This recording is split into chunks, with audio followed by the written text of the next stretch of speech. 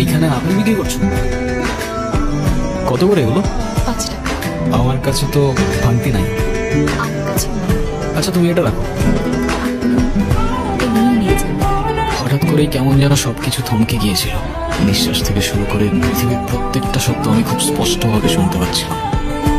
প্রকৃতি যেন আমার কানে ফিস ফিস করে বলছিল, তাকে হাসলে লাগে মায়াবতী কিংবা অসহায়, হঠাৎ করে থমকে গিয়ে ইচ্ছের আদায় সায়।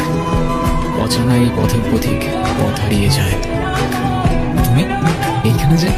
কেন আমি এখানে থাকতে পারি না? আসলে রামু কাকা বলছিল যে এইখানে তেমন একটা কেউ আসে না। ও, তোমার টাকাটা তো দেওয়া হয়নি। না, এখন কোথায় যাচ্ছ? ওইদিকে আমি তোমার সাথে আসি? আসতে পারো, আমার আবার কি সমস্যা? আচ্ছা তোমার বাড়ি কোথায়? ওইদিকে। কি রে দোস্ত, রাতে ঘুমটুম হয় না নাকি তোর?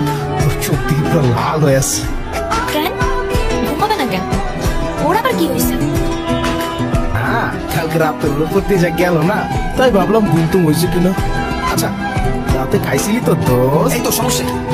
সবসময় সবকিছু নিয়ে মজা না নিলে কি হয় না? মানে আমার না আসলে ভুল হয়েছে ওদের সাথে ঘুরে আসে। আচ্ছা তোরা 2 মিনিট পর পর এত সিরিয়াস হয়ে যেতেছিস কেন? হ্যাঁ, কালকে রাতে ও কান্নাকাটি করে, আজকে তুই কান্নাকাটি করস, মানে আমি না বুঝলাম না ভাই।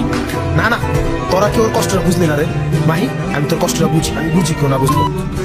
দেখছস, এইটারে বলে সেন্স অফ হিউমার। তুই ওর কলার ধরছিস, ও তোরে কিছু বলছে? না, তোমরা জোকে নিতে পারো না, একটা জোকে নিতে পারো না তোমরা। থাম না, সামনে চল। কোথায় যাচ্ছিলেন? এই তো ফ্রেন্ডদের সাথে পোড়াদ্বীপের দিকে যাচ্ছিলাম। কিন্তু আপনাদের সাথে মেয়েটা কেন? আরে ও আমাদের ফ্রেন্ড তিন্নি। কিন্তু আপনাদের সাথেও কেন? এই তো টুনি আসছে আমাদের সাথে, বলতে পারো। এটা আমাদের ফ্রেন্ডদের লাস্ট একটা ট্রিপ। এরপর কে কোথায় চলে যাবে কেউ জানে না, সেই জন্যই আর কি।